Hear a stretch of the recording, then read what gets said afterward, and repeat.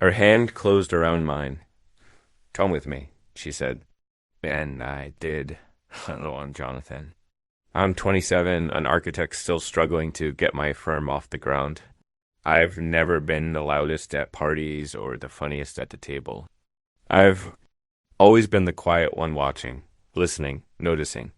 That night at my friend's wedding, I noticed everything. The way she stood apart from the celebration. The loneliness in her eyes, hidden beneath elegance.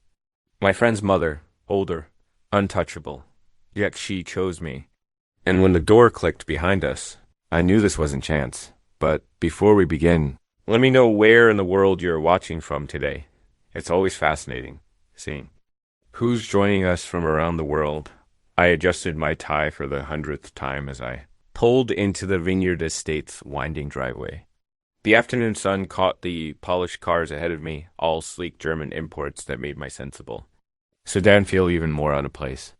I'd worn my best suit, dark charcoal with a navy tie, but somehow I already knew it wouldn't quite measure up to Stephen. Marston's wedding standards that the venue was exactly what you'd expect from old money. Meeting new ambitions, a sprawling Tuscan style. A state with manicured gardens and a view of endless grapevines stretching toward the mountains. White chairs had been arranged in perfect rows on the lawn, with an elaborate floral arch marking where Stephen and Sarah would say their vows. Crystal glasses caught the light from tables dotting the reception area beyond. You know those moments? When you're hyper-aware of every detail that marks you as an outsider? The valet's barely concealed surprise at my car, the slight hesitation when I showed my invitation. The way other guests seemed to float effortlessly in designer suits while I tried not to fidget in mine. "Jonathan?" A familiar voice cut through my self-consciousness. Mike Chen, another friend from our college days, waved me over to where several of our old crew had gathered. "Man, it's been, 2 years?" "At least," I smiled, grateful for friendly faces. We exchanged the usual updates, jobs, cities, relationships, while more guests filled in around us.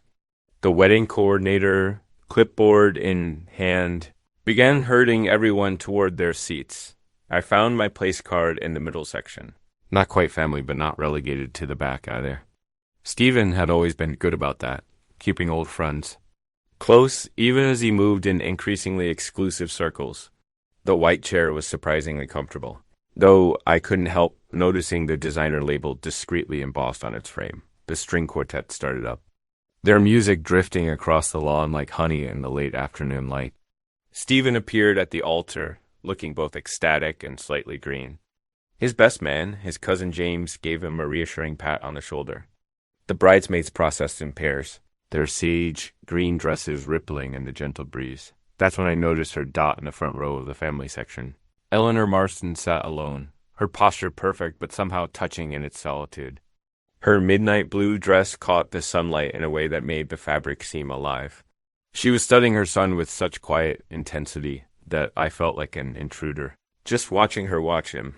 I'd met her a handful of times over the years at various events, but I never really looked at her before.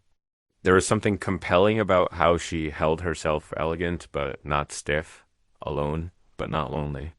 Her hair was swept up in a classic style that emphasized her neck, and when she turned slightly to speak to someone beside her, I caught a glimpse of delicate pearl earrings. The wedding march began, and Sarah appeared at the end of the aisle on her father's arm. She was radiant in traditional white lace, and a murmur of appreciation rippled through the crowd. I glanced back at Stephen, seeing his face transform with joy, then found my gaze drawn again to Eleanor. She was smiling now, but there was something else in her expression, a complexity I couldn't quite read. The other guests were focused on the bride's procession, but I kept stealing glances at Stephen's mother. Perhaps it was the way she sat slightly apart from the other parents, or how her hands were clasped just a fraction too tightly in her lap. Before I could analyze it further, Sarah reached the altar, and the officiant began to speak. I forced my attention back to the ceremony. This was Stephen's moment. After all, my oldest friend was about to begin a new chapter of his life. But even as the couple began their vows, I remained aware of Eleanor's presence in my peripheral vision. like a painting you can't help but look at even when you're supposed to be focused on something else. Dot the officiant's voice carried clearly across the lawn. Dearly beloved, we are gathered here today. The ceremony flowed like warm honey, each traditional moment polished to a shine. Stephen's voice barely trembled as he recited his vows, his eyes fixed on Sarah with genuine warmth. She returned his words with equal sincerity, her smile bright enough to rival the afternoon sun. I'd known Stephen since our freshman year of college, through late-night study sessions and ambitious dreams, and I'd never seen him look quite so sure of anything before. When the time came for rings, Sarah's sister stepped forward with the pillow. The gold bands caught the light as they were exchanged, promises made permanent in precious metal. That's when I noticed Eleanor again, reaching for a tissue with careful precision. She dabbed at her eyes with such gentleness that it seemed more ritual than necessity. The complexity in her expression struck me joy, certainly, but layered with something deeper that I couldn't quite name. Pride, perhaps, or a shade of melancholy. I now pronounce you husband and wife, the officiant declared, and Stephen kissed his bride to enthusiastic applause. Rose petals filled the air as the newlyweds made their way back down the aisle. Sarah's dress brushing against the chair where I stood. The string quartet struck up something classical and upbeat, and the crowd began to shift toward cocktail hour. Found myself swept along with the tide of guests into an elegant reception hall. Waiters in crisp black and white weaved through the crowd with trays of champagne and delicate hors d'oeuvres. I claimed a glass and took a sip, letting the bubbles dance on my tongue while I got my bearings. Jonathan! Mike appeared at my elbow. Again, this time with his girlfriend, Amanda. Remember that startup Stephen and I almost launched senior year? The one with the... I nodded and laughed at the right moments as Mike recounted the story, though I'd heard it before. More familiar faces from college joined our circle, Dave from the architecture program, Lisa who'd lived down the hall from Stephen. The conversation flowed easily, carried by shared memories and champagne. Through the tall windows, I watched the sun begin its descent behind the vineyard's rolling hills. Golden light poured through the glass, turning everything it touched to amber. The effect was almost magical, softening edges and making even the most ordinary moments feel somehow significant. I excused myself from the group, needing a moment of quiet. The garden terrace beckoned through French doors, promising fresh air and a brief escape from the growing noise of the celebration. That's where I saw her again. Eleanor stood at the terrace's stone balustrade, one hand resting lightly. On the rail, the setting sun caught the midnight blue silk of her dress, creating depths that hadn't been visible during the ceremony. She was watching the party through the windows, that same mysterious expression gracing her features. Something about her.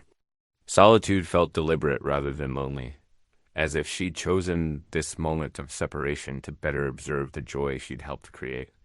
I don't know what made me look up just then, but I did. Our eyes met across the space between us, through the window glass and golden light. I expected the usual polite acknowledgement, the quick smile and aversion of eyes that marks most casual encounters at events like this. Instead, she held my gaze with quiet steadiness. The corner of her mouth curved up slightly as she raised her champagne glass in my direction. The gesture wasn't the practiced social signal I'd seen her use with other guests throughout the afternoon. This felt more personal somehow, like a private message in a crowded room. An invitation, maybe, though to what I couldn't say. The moments stretched between us, weighted with unspoken meaning. Through the window glass, I watched her take a small sip from her glass, her eyes never leaving mine. The sun caught the crystal and the pearls at her ears, creating tiny prisms of light that seemed to dance around her. I found myself lifting my own glass in response, drawn into whatever silent conversation we were having across the crowded space. The reception flowed around me like a gentle current, pulling me from one conversation to the next. But even as I traded stories with old classmates and admired Sarah's choice of flowers with distant relatives, I found my attention drawn repeatedly to that midnight blue dress moving through the crowd. Eleanor seemed to float rather than walk, gracefully navigating the space between tables with the kind of elegance that speaks of years of practice. When the dinner chimes rang, I found my place card at a table full of familiar faces from our college days. Mike launched into another reminiscence about our shared history with Stephen, but I found myself stealing glances at the family table. Eleanor sat between Stephen's aunt and one of Sarah's relatives, nodding and smiling at all the right moments. Yet something in her posture suggested separation, as if she'd drawn an invisible line between herself and the boisterous celebration surrounding her. "Hey, Earth to Jonathan," Lisa waved her hand in front of my face. "You're missing all the good parts of Mike's story." I smiled apologetically and turned back to my friends. But throughout the perfectly prepared salmon and roasted vegetables, I kept noticing small details about Eleanor. The way she'd pause before each bite, as if considering something far beyond the meal. How she'd touch her pearls absently while listening to others speak. The careful way she'd dab her lips with her napkin, every movement precise and considered. Band started up as the dessert plates were being cleared, their first notes drawing couples toward the dance floor. I needed another drink, something to quiet the strange restlessness that had been building in me all evening. The bar had been set up in a corner of the hall, far enough from the speakers that you could actually hear yourself think. I was just about to signal the bartender when I felt someone step up beside me. A familiar scent reached me, something elegant but subtle, like gardenias after rain. "Whiskey neat, please," Eleanor said to the bartender, her voice carrying that same quiet confidence I'd noticed in her movements. Then she turned to me with a warm smile, and whatever he's having. "I'm Eleanor Marston, though you probably knew that already. Stephen's told me quite a bit about your new venture in architecture." I found myself straightening slightly. "Jonathan? Hayes, it's wonderful to finally meet you properly, Mrs. Marston." "Eleanor, please." She accepted her whiskey from the bartender. "Stephen mentioned you've struck out on your own recently. Starting a firm from scratch that takes real courage." The bartender placed my refreshed gin and tonic in front of me. Eleanor's question about the firm was specific, focused on exactly the challenges I'd been grappling with lately.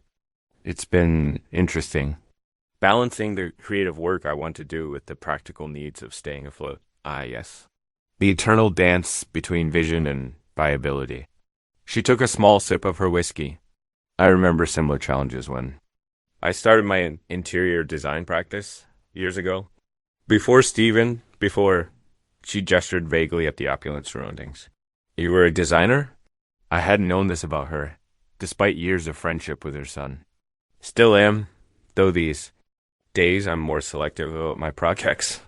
Her eyes held a spark of passion when she spoke about her work. "Tell me, how do you handle the moment when a client's practical demands threaten to compromise your artistic vision?" Our conversation flowed with surprising ease. Eleanor asked thoughtful questions that suggested both genuine interest and deep understanding of creative entrepreneurship. She shared her own experiences navigating client relationships, each anecdote revealing layers of insight I wouldn't have expected from someone I'd previously seen only as Stephen's mom. The band's music shifted, and the MC's voice cut through our discussion. "And now, it's time for the father-daughter dance."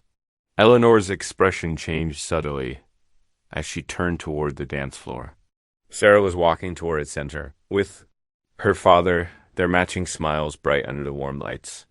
Something flickered across Eleanor's features, not quite sadness, not quite resignation, but a complex emotion I couldn't quite name. She held her whiskey glass a bit tighter, the only visible sign that the moment had affected her at all. I watched the dance begin, struck by how much could be contained in a single silence.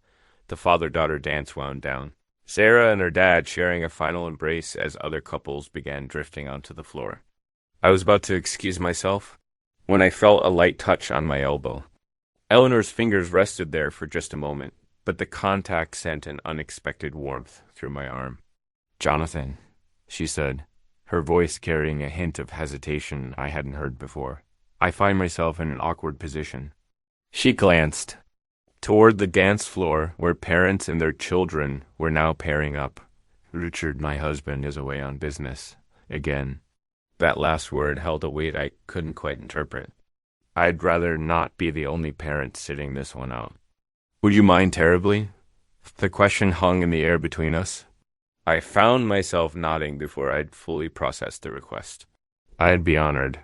I offered my arm, and she placed her hand in the crook of my elbow.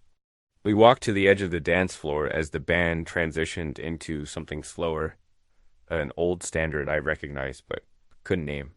I turned to face her, carefully maintaining what felt like an appropriate distance as I took her right hand. In my left dot, my other hand settled at her waist, and I could feel the smooth fabric of her dress beneath my palm.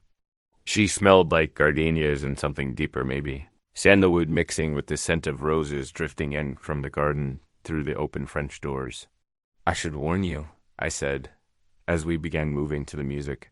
I'm not exactly Fred Astaire. She laughed softly. As long as you're not stepping on my toes, you're already exceeding expectations. Her hand was steady in mine, surprisingly strong for its delicacy. Though I suppose that attention to footwork serves you well in architecture. It's all about foundation and balance, I agreed, then found myself adding, though sometimes I wonder if I've built my career on the right foundation. Oh? Her eyes met mine with genuine interest. How so? Maybe it was the whiskey or the intimacy of the dance, but I found myself sharing thoughts I usually kept private. My father wanted me to go to commercial development, big office buildings, shopping centers, more reliable income. I guided us through a gentle turn. He never quite understood why I wanted to focus on residential projects, especially sustainable design. Eleanor's expression softened with understanding. I wanted to be an architect once, she revealed, her voice dropping slightly. I was halfway. Through my degree when I found out I was pregnant with Stephen. Her thumb moved almost imperceptibly against my hand. Life has a way of redesigning our blueprints, doesn't it? Did you ever regret not finishing? Regret isn't quite the right word. She looked past my shoulder for a moment, gathering her thoughts. I love being Stephen's mother. But sometimes I wonder about the woman I might have become if I'd followed that other path. Her eyes returned to mine. That's why I moved into interior design later. It was a way to keep that creative spark alive while working around my new reality. The garden air swirled around us, carrying the scent of night-blooming jasmine now. Other couples were starting to leave the floor as the song began winding down, but Eleanor's hand remained steady in mine. When she looked up at me again, something had shifted in her expression. There was an intensity in her gaze that hadn't been there before, as if she were weighing something significant. Her lips parted slightly, like she was about to speak, but she held back. I could feel the moment stretching between us, charged with unspoken possibilities. The final notes of the song hung in the air, but neither of us moved to break apart immediately. Her hand stayed in mine, warm and certain, while something unreadable played across her features, a decision forming behind her eyes that I couldn't begin to guess at. The dance ended, and Eleanor squeezed my hand once before letting go. Thank you for saving me from wallflower status, she said with a small smile, then turned to rejoin her table where Stephen's aunts were waving her over. I made my way back to my college friends, accepting a fresh drink from Mark, who'd been watching, with raised eyebrows. Didn't know you were such a dancer, he teased. I just shrugged, settling into my chair as the evening program began. Throughout the toasts and speeches, I found my attention drifting. Even while laughing at the best man stories or raising my glass to the couple's future, I kept noticing Eleanor in my peripheral vision. The way she dabbed at her eyes during Stephen's speech about family, how she smiled politely but didn't quite laugh at his father's business. Associate's lengthy toast. After what felt like the 20th champagne toast, I needed some air. The reception hall had grown warm and loud, so I slipped out through the French doors, walking past the immediate garden area where other guests were smoking or taking phone calls. I followed the stone path to where the manicured lawn gave way to the working vineyard, moonlight silvering the neat rows of vines stretching into darkness. That's when I saw her. Eleanor sat alone on an old stone bench, her elegant heels placed carefully beside her feet. The moon caught the midnight blue of her dress, making it shimmer slightly. She was looking out at the vineyard, lost in thought, until my footsteps on the path made her turn. Oh, I said, starting to step back. I'm sorry, I didn't mean to intrude. She shook her head and patted the space beside her. You're not. Sometimes you just need a moment away from it all, don't you? I accepted her invitation, settling onto the cool stone. From here, the reception was a distant bubble of light and sound music and laughter floating on the night air but feeling separate, like we'd stepped into a pocket of private space. I used to hide in vineyards as a girl, Eleanor said after. A comfortable silence. My grandfather had a small wine estate in Sonoma. I'd take a book and disappear for hours between the vines. What were you reading? Everything I could get my hands on. But I especially loved travel narrative stories of people exploring places I dreamed of seeing. She turned slightly toward me. Have you traveled much? Mostly for work, I admitted. Quick trips to construction sites or client meetings. Never the kind of travel where you really get to know a place. I had such plans once. A year in Prague studying architecture, sketching ruins in Greece. She laughed softly. Life had other ideas. The music changed inside, something slow and jazzy drifting out. Eleanor closed her eyes for a moment, swaying slightly. Do you ever wonder about all the lives we might have lived? The paths not taken? Sometimes, I said. Though lately I've been thinking more about the paths still ahead. She looked at me then, really looked at me, her expression thoughtful. Can I ask you something? When I nodded, she continued, do you think age matters? In truly understanding someone? I considered her question carefully, aware of its weight. I think what matters is the quality of connection. These 2 hours of conversation with you have meant more than most of my relationships. The words came out before I could second-guess their honesty dot in the moonlight. I saw vulnerability flash across her features, followed by a smile that seemed to come from somewhere deep and true. You know, I've been feeling invisible lately, she admitted quietly. I'm Stephen's mother, Richard's wife, the perfect hostess, the reliable friend. But sometimes I wonder if anyone sees just me, Eleanor. I see you, I said simply, and watched.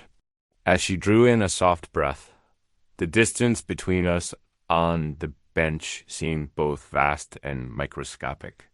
The night air carried the scent of grapevines and her gardenia perfume, while behind us the party continued celebration. Unaware of this moment of recognition unfolding in its shadows, my hand moved before I could think better of it, reaching toward where hers rested on the cool stone between us. But I caught myself halfway, fingers hovering in the space between intention and action. Eleanor noticed. Of course she noticed. She seemed to notice everything. But instead of awkwardness, her expression softened with appreciation. Thank you, she said quietly, looking at my still suspended hand. For what? For hesitating? For making it a choice? She turned slightly to face me more fully. Consent matters deeply to me, not just the physical kind, but emotional consent.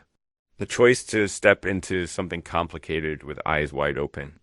The moonlight caught the silver at her temples as she spoke, and I found myself drawn to how it complemented the midnight blue of her dress. There would be complications, I agreed softly. Many. She didn't look away. The age difference. For one, I'm old enough to... You're not old, I interrupted. Then immediately felt foolish for how young that made me sound. But she just smiled, gentle and knowing. I'm old enough to be wiser about this. You're Stephen's friend. I'm Stephen's mother, which comes with its own weight. And then there's my marriage, even if it exists more on paper than in practice these days. We're not being naive about this. Are we? I asked. This pull, whatever's happening between us. No, she said. I think we're being unusually clear-eyed about it, actually. She shifted on the bench, angling her body toward mine. The distant music changed to something slower, more intimate, but it felt like background noise to the sound of my own heartbeat. Jonathan. The way she said my name made me look directly into her eyes. Would it be all right if I kissed you?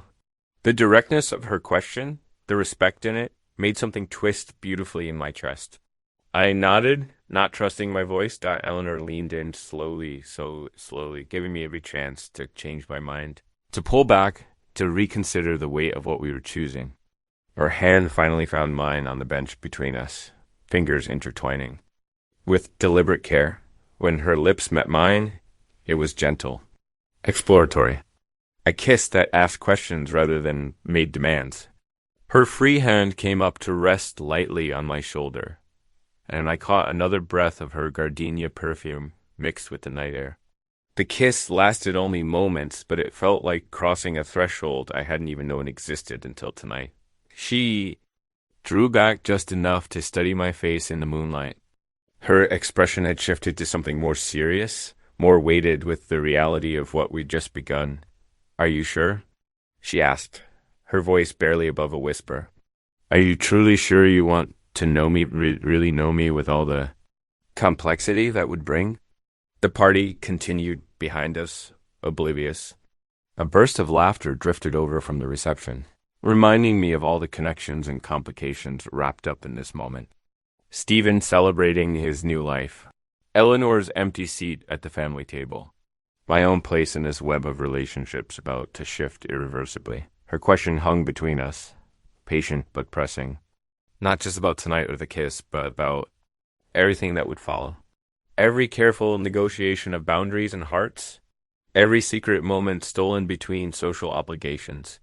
Every truth we'd need to face about ourselves and what we were choosing. I looked at her hand in mine, steady and warm despite everything at stake and her question. I looked at our joined hands again. Then back to her face, finding certainty despite, or maybe because of everything at stake. "Yes," I said. "I'm sure." The word hung between us for a moment before I added, "I want to know you. The real you, not just Stephen's mother or Mrs. Marston. I want to understand the woman who dreams about architecture and sits alone in moonlit gardens." Relief softened her features, mixing with something stronger, determination, maybe, or resolve. She squeezed my hand once, gentle but purposeful, before letting our fingers slowly untangle. We sat in comfortable silence for a moment, both processing. The weight of what we'd just acknowledged, what we were choosing to begin. The sounds of the reception had grown quieter, more subdued. Eleanor turned her head slightly toward the main building. "The party's winding down," she said. "Stephen and Sarah left for their suite in town about 20 minutes ago. Most of the older relatives are heading to their rooms or calling cars." I nodded, understanding the implied crossroads in her words. We could return now, make our separate ways back to the dwindling celebration. Say appropriate goodbyes, maintain proper appearances. Keep tonight's revelations as nothing more than a shared secret, a what-if whispered in the dark. But Eleanor wasn't finished. "Or," she said, letting the words settle between us like an offering, "we could walk through the gardens. Talk more. See where honesty leads us." My heart picked up at the suggestion, not just at what she was proposing, but at how directly she proposed it. No games, no pretense. Just another choice laid bare between us.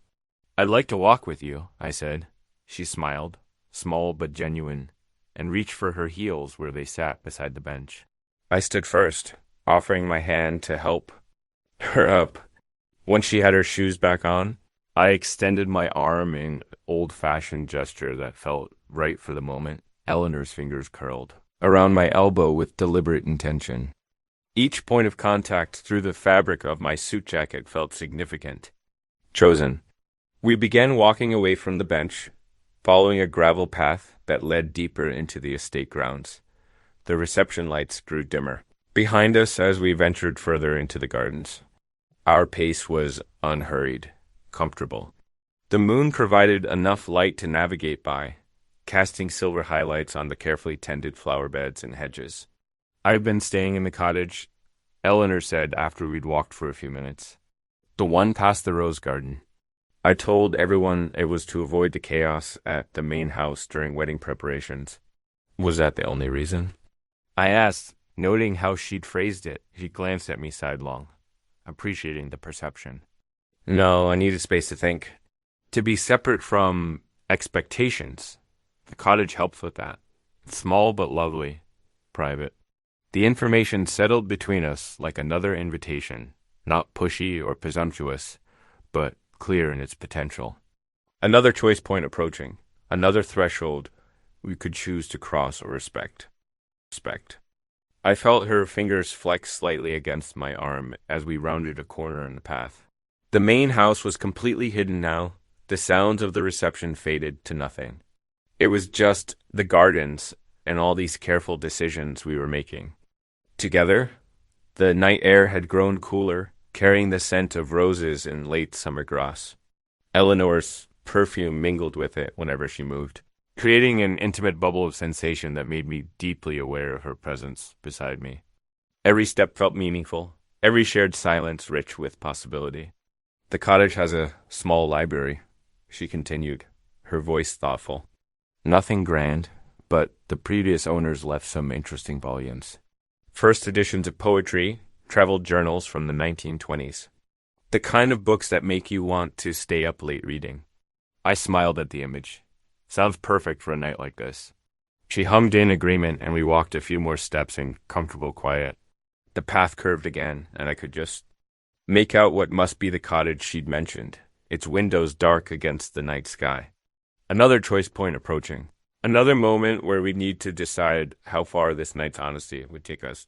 We walked through the gardens at an unhurried pace, Eleanor's hand now resting in mine.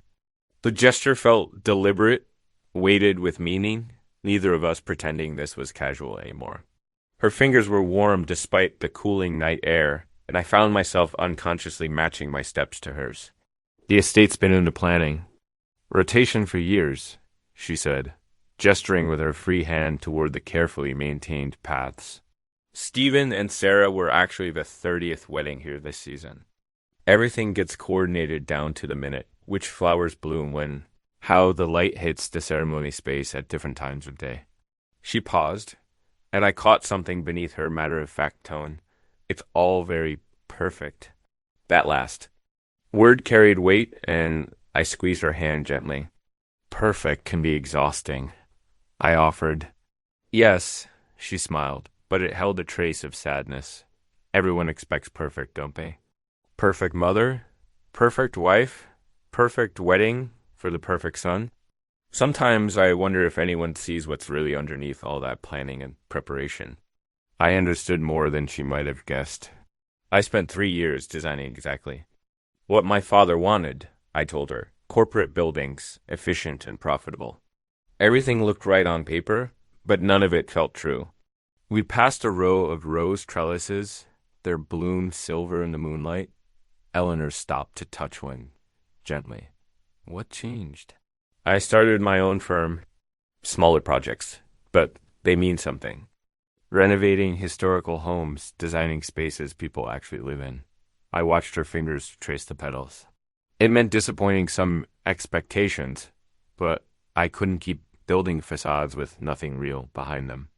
She turned to me then, her eyes searching my face. Nothing real behind them, she repeated softly. Yes, that's exactly it. We continued walking, and Eleanor pointed out different features of the grounds, the imported marble fountains, the antique sundial, the specially grafted hybrid trees. But each detail seemed to carry double meaning. Speaking to the carefully constructed world she'd been living in, the path curved through a small grove of trees, and suddenly we were at a fork. To the left, I could see the dim lights of the reception hall, where only cleaning crews remained. To the right, through a screen of carefully planted pines, soft yellow light glowed from what must be the cottage windows. Eleanor stopped walking and turned to face me fully. The moonlight caught in her hair, silvering the edges, and I was struck again by how beautiful she was, not just physically, but in her quiet strength, her willingness to be honest about difficult things. I meant what I said before, she said, her voice gentle but clear. I am staying alone in the cottage. No one would notice or care where I go tonight. They're all caught up in their own celebrations or already gone. She paused, making sure I met her eyes. But I want you to know something. You can walk me to my door and leave. No hurt feelings, no awkwardness tomorrow. This connection we found, it's real, and I treasure it already. But what happens next is as much your choice as mine. I looked past her shoulder to where the cottage lights glowed through the trees, warm and inviting. The moment felt suspended, full of possibility and consequence. Everything that had built. Between us during this remarkable evening, the dance, the conversations, that first careful kiss had led to this choice point. The path split before us like the physical embodiment of our decision. One way led back to the familiar, maintained world of appropriate appearances. The other led toward something unknown but honest, complicated but real. Eleanor stood quietly, patient and present, letting me take in the weight of the moment. Her hand was still in mine, neither pulling nor pushing, just connected, waiting for my choice. I chose the path to the cottage. We walked together with measured steps, every movement feeling significant but unhurried. The gravel crunched softly beneath our feet, marking each step of this deliberate journey. The sounds of the reception had faded completely now, replaced by cricket song and the whisper of night breeze through the vineyard. Eleanor's hand remained in mine as we approached her door, the warm yellow light from inside spilling onto the small porch. She turned to face me, her expression carrying both warmth and gravity. The midnight blue of her dress seemed deeper in this light, matching the darkness around us. "I need to ask you one more time," she said, her voice soft but steady. "Are you certain about this? Morning will come, and with it, reality? There will be questions we can't answer openly. Complications we'll need to navigate. We'll need to be discreet, careful." She searched my face. "This isn't just about tonight." I really looked at her, taking in the gentle lines. Around her eyes, the quiet strength in her bearing, the vulnerability beneath her composure. In that moment, I saw past all the roles and expectations we both carried. "I've never been more certain about wanting to understand someone," I told her honestly. "To be present with someone completely. Whatever comes tomorrow, I want to know. You, the real you, not just the perfect surface everyone sees." The smile that spread across her face transformed her entirely. The polished elegance of Stephen's mother melted away, replaced by something more genuine, a woman choosing connection, choosing to be seen and known. She turned and unlocked the door, pushing it open to reveal the cottage interior. Warm lamplight spilled out, illuminating comfortable furniture arranged with care. A plush reading chair, soft throws draped over the sofa, books stacked on side tables. The space felt lived in, personal, in a way the main estate never could. Eleanor stepped inside, moving with quiet confidence to a side table where she set down her clutch. The soft click of it against the wood felt loud in the stillness. I followed her in, my hand finding the door behind me. As I closed it, the gentle sound seemed to seal us in our own private world, a space outside of time where titles and expectations held no power, where we could simply be ourselves. Inside the cottage, I hesitated for a moment, unsure of where to stand or sit. Eleanor seemed to sense this, her smile gentle as she moved toward a small bar cart. "Would you like a nightcap?" she asked, lifting a crystal decanter. "I have bourbon, if you'd like." The simple offer broke the tension, and soon we found ourselves on her plush couch, drinks in hand, talking as if we'd known each other for years. She told me about summers in Maine when she was young. I shared stories about my grandfather teaching me to draw. The wedding's music drifted in occasionally through the windows, reminding us of the world outside, but it felt distant, unimportant. When she spoke about her marriage, her voice was quiet but steady. "We're excellent co-parents," she said, turning, her glass slowly in her hands. But somewhere along the way we stopped being partners. We shared an address, not a life. A life. I listened, understanding. This wasn't about revenge or escape. It was about being truly seen. Perhaps for the first time in years. As the night deepened, she moved closer, and I found myself wrapping an arm around her shoulders. We sat in comfortable silence, the lamp casting warm shadows across the room. After a while, she stood and took my hand, leading me deeper into the cottage. When she turned to face me, her expression held no doubt, only openness, vulnerability, and certainty. The bedroom was bathed in silvery moonlight filtering through gossamer curtains, casting gentle shadows across the simple, elegant space. Eleanor stood before me, her eyes holding mine with unwavering certainty. She reached up, her fingertips brushing my cheek with such tenderness it made my breath catch.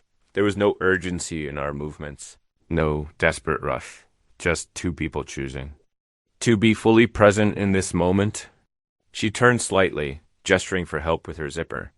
I drew it down slowly, and her midnight blue dress whispered to the floor, leaving her standing in the moonlight with quiet grace.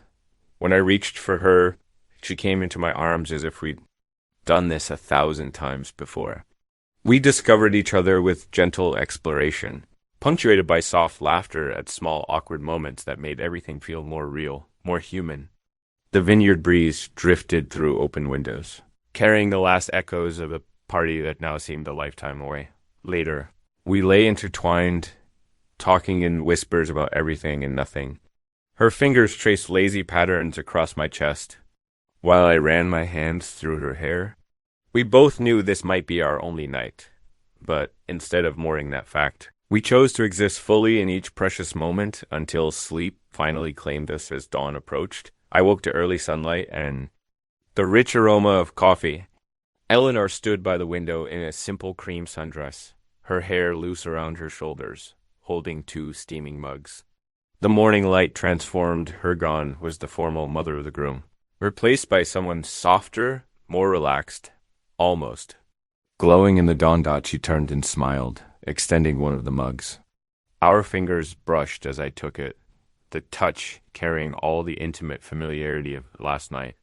We stood together at the window, watching the sunrise paint the vineyard rose in shades of gold. The silence between us felt complete. Comfortable words would have only diminished what we both already understood. Neither of us mentioned what came next, whether this was our single perfect night or something more complicated beginning. Instead, she gently reminded me that the estate would soon be busy with wedding cleanup crews. "You should probably go before the questions start," she said, her voice warm with practical care rather than regret. I dressed while she watched from the doorway, and before I left, she drew me close for one more kiss, soft and certain, a promise that this mattered, regardless of what came next. Walking back through the morning bright vineyard, I knew she was right. This choice to truly see each other had been worth any price if tonight's ending felt right. Hit subscribe and share this with one person who needs a gentle story. I'll be here tomorrow with another.